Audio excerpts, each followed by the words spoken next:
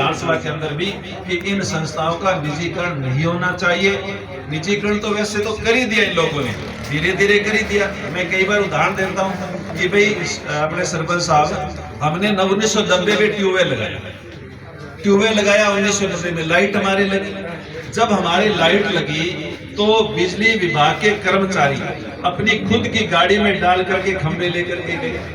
बिजली के कर्मचारियों ने खंभे गाड़े, बिजली के कर्मचारियों ने लाइनें यानी तार खींचे, बिजली के कर्मचारियों ने ही वो ट्रांसफार्मर लगाया, बिजली के कर्मचारियों ने ही कनेक्शन किया। ये टोटल काम बिजली के विभाग के कर्मचारियों ने किया। आज ये टोटल काम बिजली विभाग के कर्मचारी नहीं करते हैं, ये टोटल काम ठेकेदार के माध्यम से होता है। तो अब इतने जो कर्मचारी जब जैसे जैसे रिटायरमेंट हुए, नई भर्ती नहीं की, तो ऐसे यानी इन कर्मचारियों को धीरे धीरे कम करते रहे। अब ठेकेदार क्या करेगा? एक यानी सरकारी जो एजेंसी है, सरकार जो यानी सरकार में जो काम करेगा उसको कम से कम 35-40 हजार रुपये, 50 हजार रुपये तक यानी छोटे छोटे कर्मचारी को पैसा मिलेगा। लेकिन ठेकेदार क्या करेगा? ठेकेदार 8 हजार रुपये में काम करेगा। तो जो एक सरकारी कर्मचारी जितने पैसे में काम करते हैं, उस पैसे में ये लोग 4 लोगों से काम करवा लेंगे।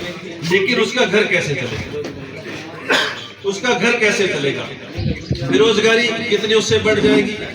एक बार ये कंसेप्ट आया, आपको भी ध्यान होगा, जब ये रिलायंस फ्रेश वगैरह बड़ी बड़ी दुकानें खुली तो यानी प्रचार होने लगा कि भी रिलायंस फ्रेश का व्यक्ति जो दुकान का जो मालिक है दुकानदार है, वो हमें सब्जी कम पैसे में देगा और साथ में फ्रेश देगा। ये 2 बातें उन्होंने कही। क्यों देगा?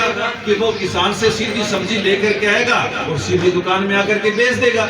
ये बात समझ में आ गई कि हमें सब्जी सस्ती मिलेगी, लेकिन किसान से लाकर के बाजार तक, कंज्यूमर तक आने में 4 लोगों का बीच में रोजगार जो छीन गया, उसका क्या होगा?